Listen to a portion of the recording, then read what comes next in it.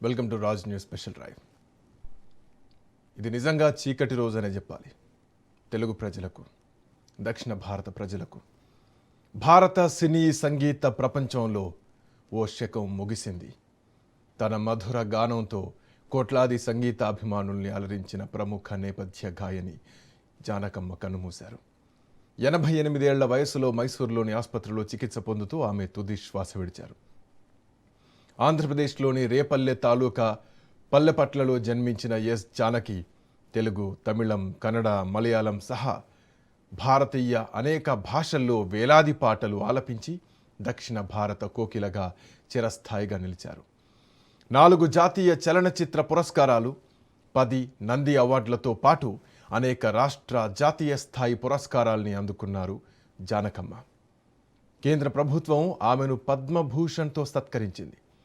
దాదాపు 7 దశాబ్దాల సంగీత ప్రస్థానంలో తన అపూర్వ గాత్రంతో తరతరాల శ్రోతలను అలరించిన ఎస్ జానకి మరణం భారతీయ సంగీత ప్రపంచానికి తీరని లోటనే చెప్పాలి. సంగీత ప్రముఖులంతా ఒక రకమైనటువంటి దిగ్భ్రాంతిలో ఉన్నారు. ఇవాళ జానకమ్మ అంత్యక్రియలు జరగనున్నాయి. ప్రజల సందర్శనార్థం ఉదయం 8 గంటల నుంచి సాయంత్రం 4 గంటల వరకు ఈరోజు ప్రజలు జానకమ్మ పార్థివ దేహాన్ని చూడడానికి అవకాశం ఉంది. మహారాజా కాలేజ్ గ్రౌండ్స్లో జానకమ్మ పార్థివ దేహం ఉంచారు. మైసూరులోని ఫామ్ హౌస్లో జానకమ్మ అంత్యక్రియలకు ఏర్పాట్లు జరుగుతున్నాయి. జానకమ్మ మృతి సంగీత సాంస్కృతిక ప్రపంచానికి తీరని లోటని ప్రధానమంత్రి మోడీ అన్నారు. ఇటు తెలంగాణ రాష్ట్ర ముఖ్యమంత్రి రేవంత్ రెడ్డి కూడా జానకమ్మ మరణం పట్ల సంతాపం వ్యక్తం చేశారు. ఇక అంత్యక్రియలకు సంబంధించి జానకమ్మకు సంబంధించిన అభిమానులకు సంబంధించిన ప్రముఖ గాయనులంతా కూడా ఒక తల్లిలా భావిస్తూ ఉంటారు. అంత్యక్రియలకు సంబంధించి మరిన్ని అప్డేట్స్ మా కరెస్పాండెంట్ సునీల్ అందించడానికి ఫోన్ లైన్లో సిద్ధంగా ఉన్నారు. సునీల్, నిజంగా చాలా బాధాకరమైనటువంటి రోజనే చెప్పాలి. 2016లో పత్తు కల్పన సినిమాలో, మలయాళ సినిమా కోసం జానకమ్మ పాడినటువంటి పాటే చివరి పాట. ఆ పాట కూడా ఒక పాటతోనే ఆమె పాటల ప్రపంచానికి స్వస్తి చెప్పారు.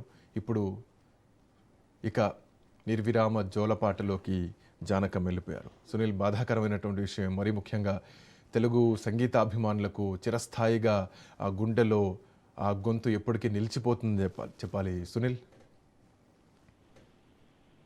ఖచ్చితంగా దక్షిణాది భారత సినీ సంగీత ప్రపంచంలో జానకి గారు ఒక గాన కోకిలుగా ఎంతో పేరు ప్రతిష్టలు తెచ్చుకున్నారు. అతి చిన్న వయసులోనే, చిన్నతనం నుంచి మా సంగీతంతో పాటు మొత్తం 17 భాషల్లో దాదాపు 50,000 పాటలు పాడి అనేక జాతీయ అవార్డులు, నంది అవార్డులు గెలుచుకున్నటువంటి సంగీత గాయనిగా జానకి చిరస్థాయిగా నిలిచిపోయినటువంటి పరిస్థితి మొత్తం చూడవచ్చు.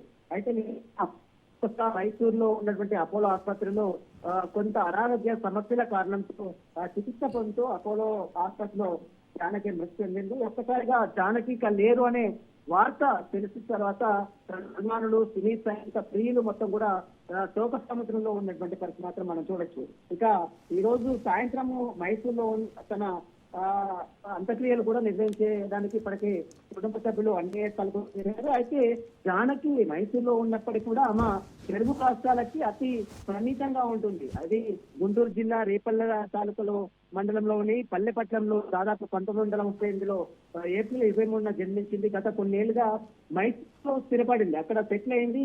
అక్కడ నుంచి అనేక సినిమాల్లో అటు హిందీ కావచ్చు, తెలుగు కావచ్చు, కన్నడ కావచ్చు, అన్ని భాషల్లో దాదాపు అనేక భాషల్లో 16-17 భాషల్లో కూడా జానకి పాటలు పాడి తన గానామృతంతో ఆ ప్రేక్షకులను అలరించినటువంటి పరిస్థితులను మనం చూడొచ్చు.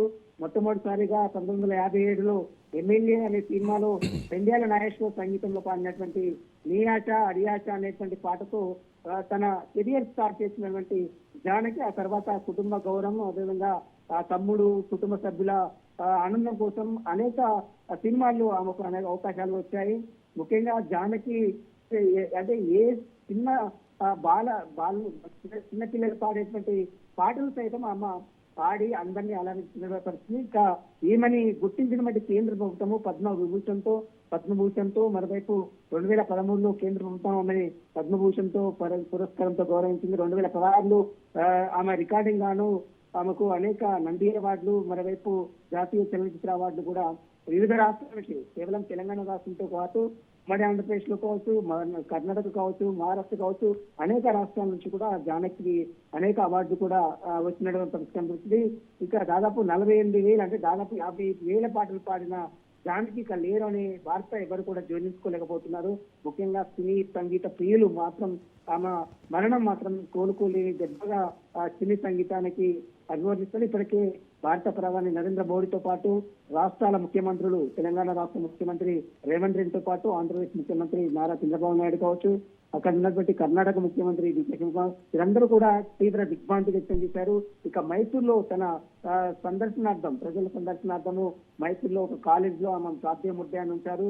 ఈ రోజు మైసూర్లోనే ఆమె ప్రార్థన ప్రజల సందర్శనార్థం మహారాజా కాలేజ్ గ్రౌండ్స్ లో ఈ రోజు సాయంత్రం వరకు నుంచి సాయంత్రం 4 గంటల తర్వాత జానకి అంత్యక్రియలు నిర్వహించే అవకాశం. ఇప్పటికే సినీ రాజకీయ ప్రముఖులు ఆమెకు తీవ్ర సంతాపం వివిధ సోషల్ మీడియా వేదికల ద్వారా, ట్విట్టర్ కావచ్చు, ఇన్స్టాగ్రామ్ వేదిక ద్వారా, ఫేస్బుక్ ద్వారా కొంత ఆమెకు నివాళులు అర్పించారు. ఈ రోజు నేరుగా కూడా ఆమె పార్థివ మూర్తి దగ్గరికి వెళ్లి కొంతమంది నివాళులు కూడా అర్పించే అవకాశం ఉంది. ప్రస్తుతం అయితే జానకి మృతిపై అటు సినీ సంగీత ప్రియులతో పాటు పలువురు రాజకీయ నేతలు కూడా తీవ్ర దిగ్భ్రాంతి వ్యక్తం కనబడుతుంది. శ్రీకాంత్.